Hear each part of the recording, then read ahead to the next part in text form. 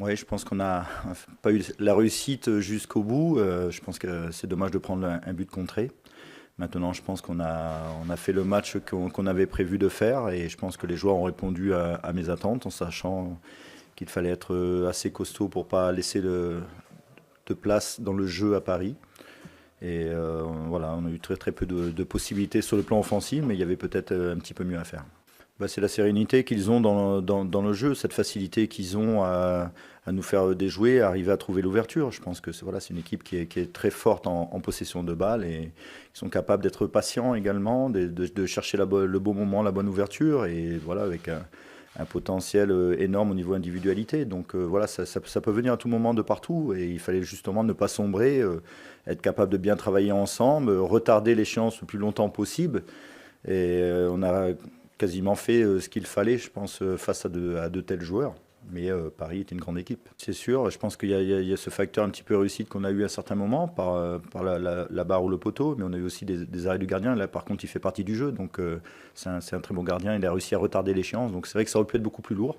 Maintenant, Areola fait un arrêt aussi sur la tête de Sanogo, donc on aurait pu aussi ouvrir le score si on le prend de cette manière-là. Mais malgré tout, quand on joue une telle équipe, à un moment, on sait très bien que notre gardien va être sollicité, qu'il faut retarder un maximum.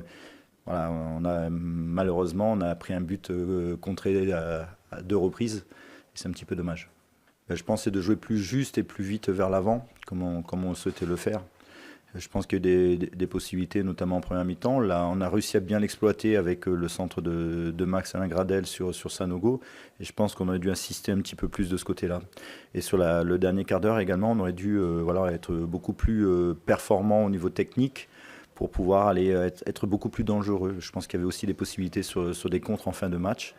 Maintenant, voilà, ce sont de grands joueurs, ils ont réussi à bien gérer ces situations de contre.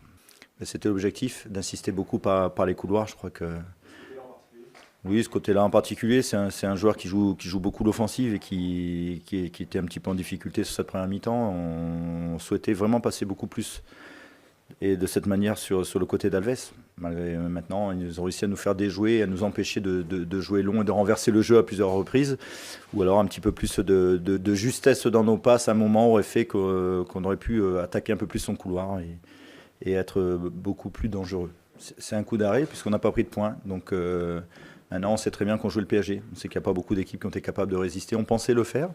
Et sur la première mi-temps, j'étais plutôt optimiste. Maintenant, voilà, on n'a pas pris de points ce soir. Donc on sera en difficulté quoi qu'il arrive au niveau du classement.